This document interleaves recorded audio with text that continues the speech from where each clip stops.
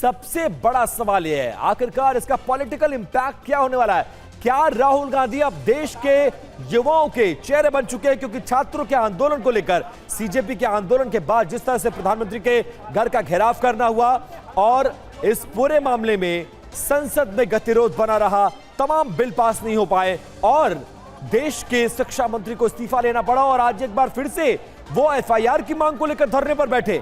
और अब ये खबर ये है कि दिल्ली पुलिस राहुल गांधी के दबाव में मुकदमा दर्ज करने के लिए तैयार हो गई है। ऐसे में इसका पॉलिटिकल इंपैक्ट क्या होगा? आनंद प्रकाश पांडे जो कि सत्ता और सरकार को बहुत क्लोजली मॉनिटर करते हैं, कवर करते हैं। आनंद, आपके सोर्सेस क्या कह रहे हैं?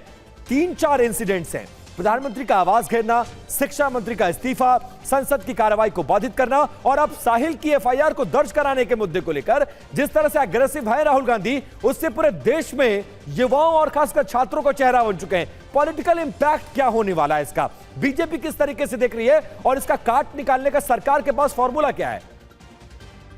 जी बिल्कुल, ये सरकार के लिए तो अच्छे संकेत नहीं होंगे अगर दिल्ली पुलिस इस मामले में एफआईआर दर्ज करती है तो, क्योंकि इसका सीधा मैसेज ये जाएगा कि राहुल गांधी जो है वो सरकार को एक बार और झुकाने में कामयाब हो गए। वो अलग बात है कि आप कहेंगे कि दिल्ली पुलिस एफआईआर दर्ज करने जा रही है, लेकिन हकीकत यही है कि मैसेज और क्रेडिट राहुल गांधी को जाएगा, क्योंकि मैसेज ये भी जाएगा कि राहुल गांधी ने एक बार और सरकार को झुका दिया है, क्योंकि राहुल गांधी ही युवाओं की, छात्रों की लड़ाई लड़ रहे हैं। और ये मैसेज जाना जाहिर तौर पर सरकार के लिए और बीजेपी के लिए ठीक नहीं होगा। हालांकि बीजेपी के जो सूत्र है उनका ये कहना है कि ये जो मामला है एफआईआर का, ये उस छात्र और दिल्ली पुलिस के बीच का मामला है, इसमें सरकार का कोई लेना देना नहीं है। और अगर दिल्ली पुलिस एफआईआर दर्ज करती है तो इसके अपने मेरिट्स के आधार पर दिल्ली पुलिस दर्ज करेगी और देखेगी कि इसमें क्या कर सकते हैं, क्योंकि उनका कहना है कि दिल्ली पुलिस जो है शिकायत पहले ले चुकी है। अगर वो जामीन उन्होंने जामीन किया, उनको लगता है कि एफआईआर दर्ज करने लायक है, तो ये दिल्ली पुलिस को तय करना है, इसलिए सरकार का। लेकिन पॉलिटिक्स में आनंद, टाइमिंग का बहुत ज्यादा फर्क होता है, ये हकीकत है और ये सही बात है कि ये मसला छात्रों और दिल्ली पुलिस के बीच का है और इसमें शिकायत दी भी गई थी, शिकायत दर्ज करके जांच भी चल रही है, लेकिन टाइमिंग बहुत ज्यादा इंपॉर्टेंट है। आखिरकार आज ही एफआईआर क्यों?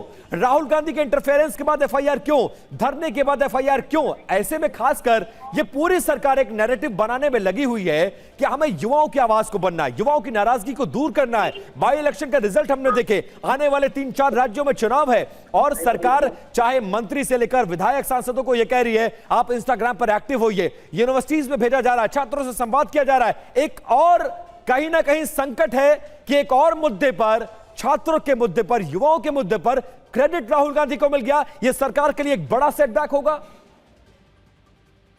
ये बिल्कुल जाहिर तौर पे, और ये मैसेज आएगा कि राहुल गांधी ही है जो युवाओं की, छात्रों की लड़ाई लड़ रहे हैं। और ऐसे में अगर आप देखेंगे तो जो कॉकरोच जनता पार्टी थी, जो जिनको क्रेडिट थोड़ा बहुत जा रहा था पहले, अब वो सारा जो स्पेस है वापस राहुल गांधी के पास बतौर मुख्य विपक्षी नेता, मुख्य विपक्षी दल के तौर पर उनके पास आ जाता है।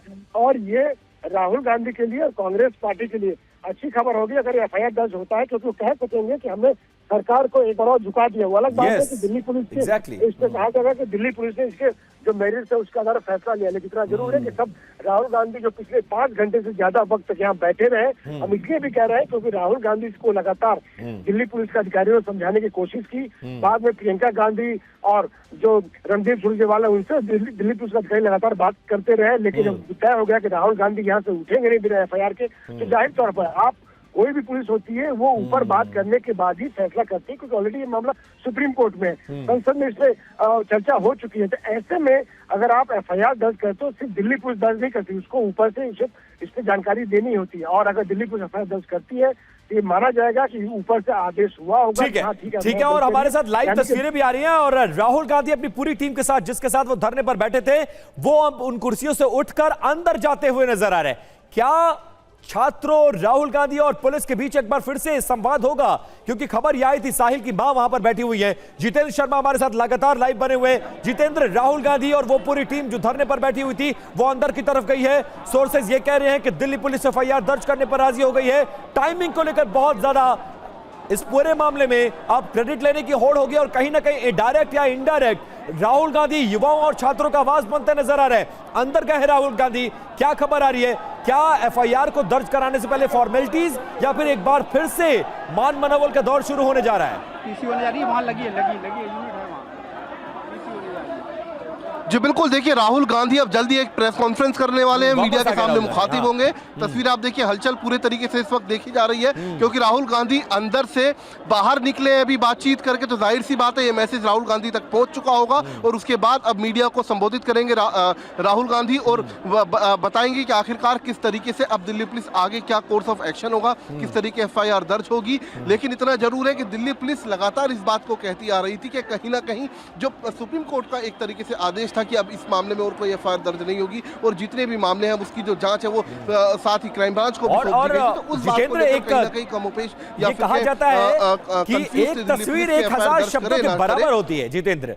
और मैं ये देख रहा हूं कि लगातार परछाई की तरह प्रियंका गांधी राहुल गांधी के साथ खड़े हुए हैं। 12 बजे राहुल गांधी आ गए थे, 1 बजे प्रियंका गांधी पहुंची और तब से लेकर यह कहा गया ये स्ट्रैटेजी है कि आप फेस बनकर सामने धरने पर बैठिए, कम्युनिकेशन की जिम्मेदारी मैं संभालूंगी। और बार बार वो अंदर बाहर कर रही हैं, अंदर से मैसेज लेकर आ रही हैं, राहुल गांधी के कान में कुछ कहती हुई नजर आ रही है। मतलब ये एक ज्वाइंट स्ट्रैटेजी है, बहुत प्लान्ड वे में। और सबसे अच्छी तस्वीर जो आज के आंदोलन, आज के धरने की दिखी, नो शोर शराबा, कोई हो हल्ला नहीं, कोई मारापीटी नहीं, चुपचाप आते हैं राहुल गांधी 5 लोगों के साथ, धरने पर बैठ जाते हैं, शांति के साथ गांधीगिरी करते हुए नजर आते हैं, चरखा चलाया जाता है और 5 घंटे में अहिंसा और गांधीगिरी के दम पर वो FIR करने के लिए दिल्ली पुलिस को मजबूर कर देते हैं। ये तमाम तस्वीरें बहुत बड़ा मैसेज देती हैं जितेंद्र।